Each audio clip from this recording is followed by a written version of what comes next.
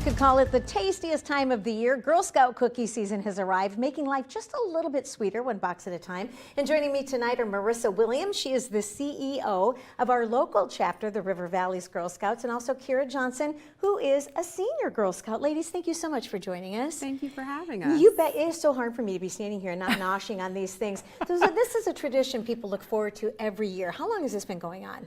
I mean, when you think it's decades, right? Yeah, This is a legacy family tradition. I remember selling them. I do too.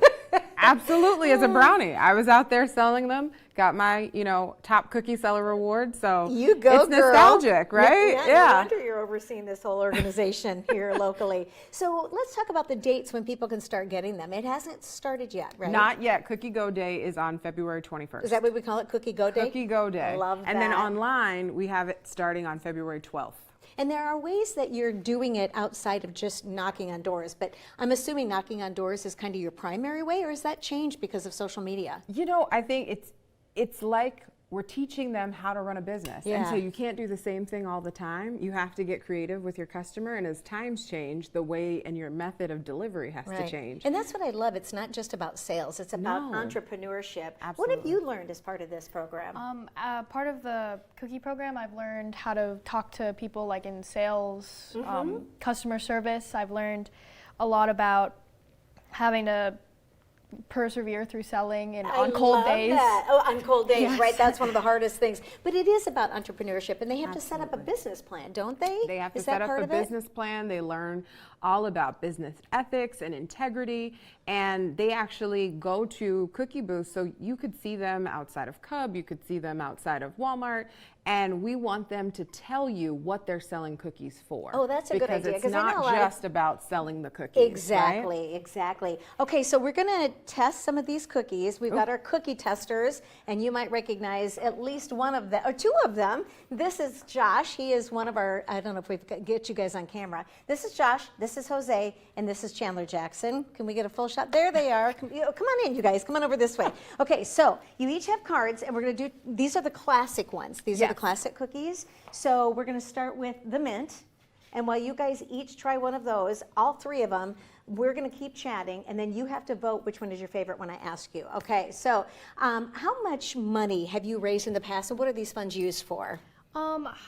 Our funds, I know, like for our troop, we use them just to fund what we do with our troop. Like we fund the activities we do, the service projects we've done. I know we've used some of our cookie projects, my troop at least, to help with our silver award projects. Okay, and so what are some of the things that you do?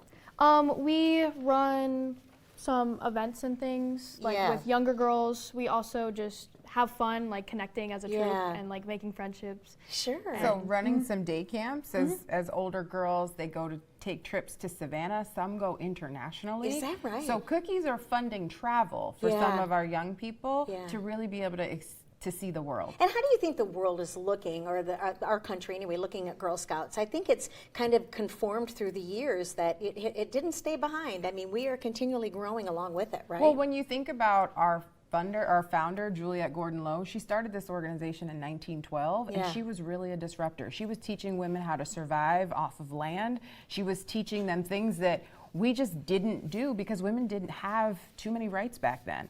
And so now when you think about Girl Scouts in 2025, we're still disrupting and teaching girls how to thrive and think for themselves and use their voice. And so while we're teaching about selling, we're also teaching them how to know who they are and what they want out of life. I love that. And even I can tell by your composure, Kira, that you are so poised and so pulled together, and I would imagine all this activity just only enhances that, right?